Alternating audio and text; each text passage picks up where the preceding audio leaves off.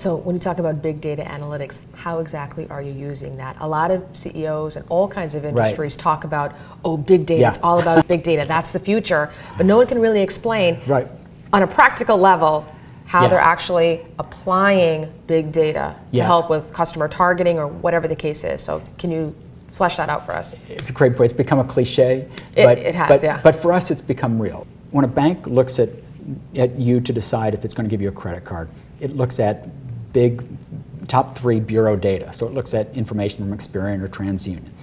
Then if you go to a payday loan, they're going to look to small targeted subprime credit bureaus. There's companies like Clarity and Microbilt that they look at. What we try to do is take both the big bureau data, the targeted small bureau data, and then overlay a bunch of alternative data sources like social media, like information about your bank account, information even on how did you use our website. Did you look at a bunch of informative pages when you came to our website, or did you go immediately to the application? All of these things can inform the decision about whether the customer is who they say they are, whether they have the ability to pay their loan, and just as importantly, whether they have the willingness to pay off their loan.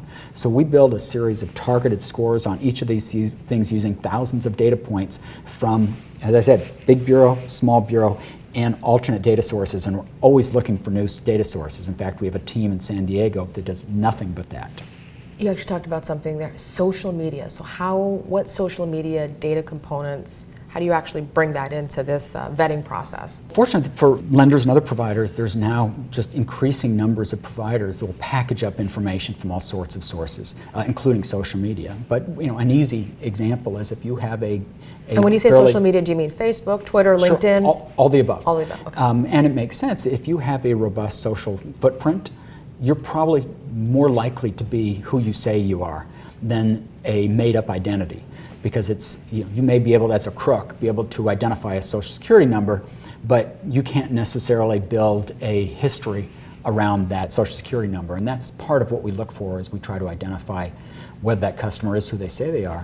When an old-fashioned lender got to see a driver's license and a bank statement, a pay stub, and got to talk to that customer, we have to, just based on the application information, make an instantaneous decision whether to give $10,000 to that customer. And that takes a lot of sophistication and a lot of basically any new type of data we can get that helps even marginally improve our credit scores.